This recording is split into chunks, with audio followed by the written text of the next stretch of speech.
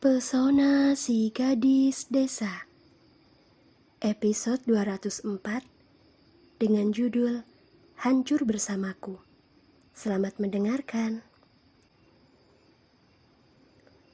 Kak, pesawat kami sudah mau berangkat. Aku pergi dulu ya. Tolong jaga kesehatan kalian semua, ucap Luri sambil mengelus kaca pesawat. Suaranya sedikit tercekat saat menyadari kalau sebentar lagi dia akan benar-benar pergi menuju tempat yang jauh dari keluarganya. Termasuk juga akan semakin jauh dari Vedo, laki-laki yang telah membuatnya kecewa. Iya Luri, kau dan Galang juga berhati-hatilah di sana. Jaga kesehatan kalian berdua dan selalu kabari kami. Dan juga kau tidak perlu mengkhawatirkan kami yang ada di sini. Kakak dan Nania pasti akan menjaga ayah dan ibu dengan baik, sahut Lucy dari seberang telepon. Baik kak, kalau begitu aku matikan dulu ya panggilannya. Dan kakak sudah boleh membaca surat yang aku tinggalkan di laci kamar. Dah. Luri langsung menarik nafas dalam-dalam setelah panggilan itu terputus. Rasanya masih sama, sakit dan juga sesak. Tak bisa Luri bayangkan akan sesedih apa keluarganya nanti setelah membaca surat itu. Terlebih lagi ayahnya. Dia pasti akan menjadi orang yang paling merasa dikecewakan dalam hal ini. Sebenarnya Luri tak berniat memberitahu keluarganya tentang apa yang telah dilakukan Vedo pada Kanita. Akan tetapi setelah dia pikir-pikir kembali, nantinya pasti akan sangat mengejutkan jika keluarganya terlambat mengetahui fakta tersebut. Luri khawatir ayah dan ibunya masih menaruh harapan besar pada Vedo, di mana hal ini akan membuat Vedo semakin enggan untuk bertanggung jawab atas perbuatannya. Jadi Luri memilih untuk menuliskannya ke dalam surat dan membiarkan keluarganya sakit di awal saja, karena dengan begini mereka akan lebih mengerti alasan kenapa Luri mempercepat keberangkatannya ke London. Maafkan aku ayah, ibu. Pilihanku membuat kalian kecewa, ujar Luri dalam hati. Luri, kau baik-baik saja? Tanya Galang sambil menepuk pelan bahu Luri. Dia khawatir karena seusai menelpon keluarganya, Luri terus melamun dengan tatapan mata yang kosong. Aku baik-baik saja, Lang.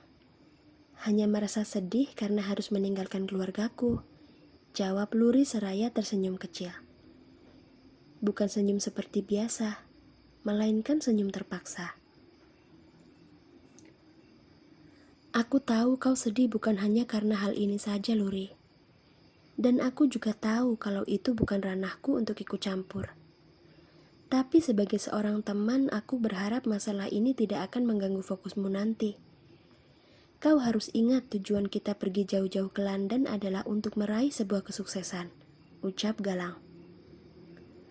Seberat apapun masalah yang sedang kau hadapi sekarang, anggaplah itu sebagai cobaan untuk tujuan yang ingin kau raih. Oke?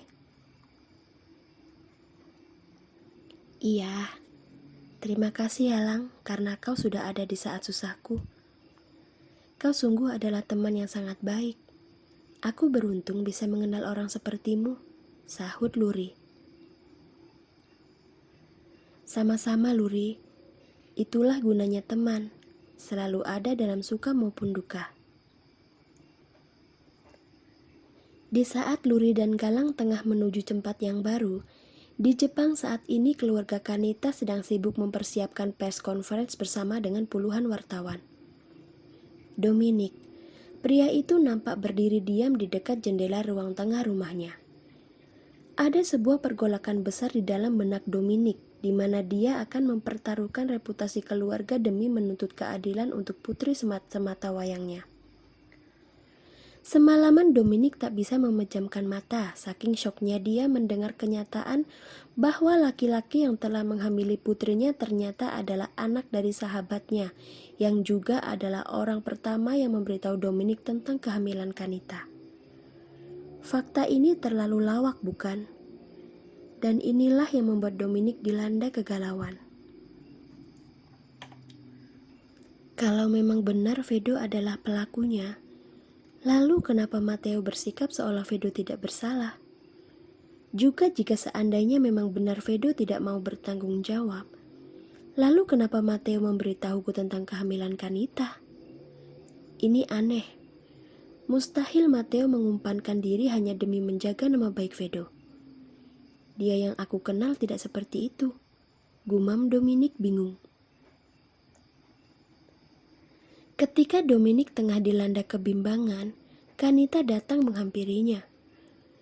Wajah Kanita terlihat sendu, dan di bawah matanya terdapat lingkaran hitam yang menandakan kalau semalam dia tidak tidur.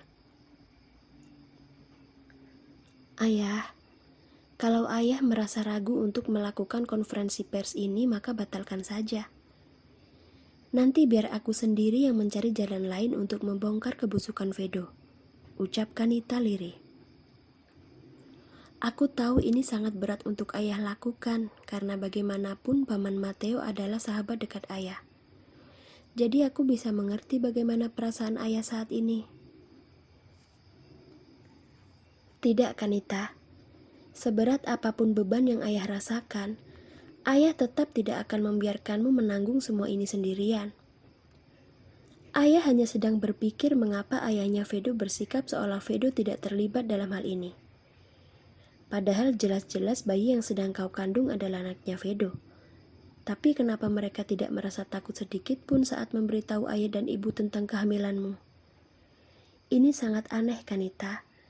Ayah merasa seperti ada yang janggal di sini, ucap Dominic tanpa sadar menunjukkan keraguannya di hadapan Kanita. Dia sejenak lupa kalau Kanita adalah korban dalam kejadian ini. Dominic benar-benar lupa akan hal itu. Telapak tangan Kanita langsung mengeluarkan keringat dingin begitu mendengar ada nada keraguan di balik perkataan ayahnya. Sudah tentu Paman Matteo berani bersikap seperti itu karena sebenarnya Vedo memang tidak terlibat dengan kehamilannya. Pada awalnya Kanita sama sekali tidak terpikir untuk melakukan hal ini.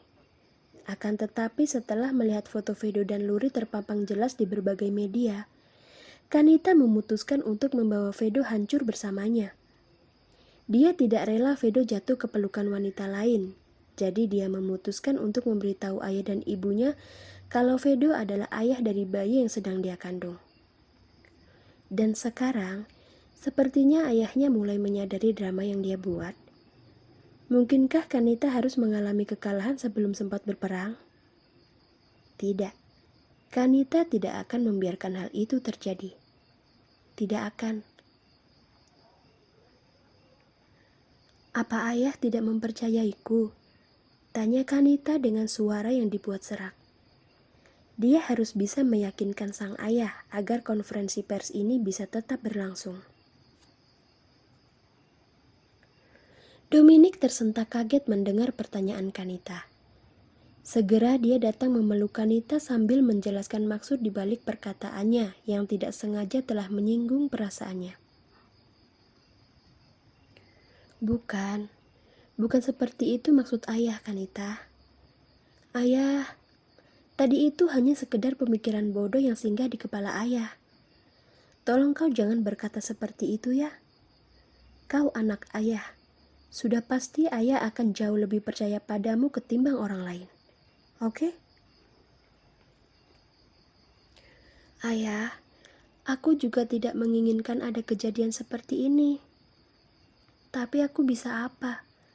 Aku hanya seorang wanita lemah yang tidak berdaya di bawah tekanan pria yang aku cintai. Tolong maafkan aku, ayah. Kebodohanku membuat ayah dan ibu harus menanggung malu. Aku menyesal. Aku menyesal pernah mencintai laki-laki yang hanya membawa kehancuran di hidupku.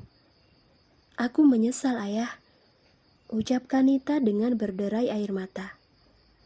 Drama ini terlalu menyakitkan karena pada kenyataannya Kanita masih mencintai Vedo. Dia masih berharap pria itu akan datang dan mengajaknya untuk menikah. Sudah. Lebih baik sekarang kita keluar menemui para wartawan itu.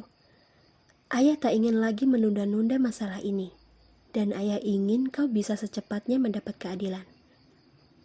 Jangan sedih ya, ada ayah yang akan selalu mendukungmu, sahut Dominic sambil menciumi puncak kepala Kanita. Dadanya sesak sekali melihat putri semata wayangnya harus mengalami kejadian yang begitu menyakitkan. Dalam pelukan ayahnya, Kanita menganggukkan kepala. Setelah itu Kanita mengikuti ayahnya pergi menemui para wartawan yang sudah menunggu mereka sejak pagi tadi. Dan nasib Vedo akan dipertaruhkan dalam beberapa menit ke depan. Maafkan aku, Ved. Aku terpaksa membawamu hancur bersamaku, ujar Kanita dalam hati.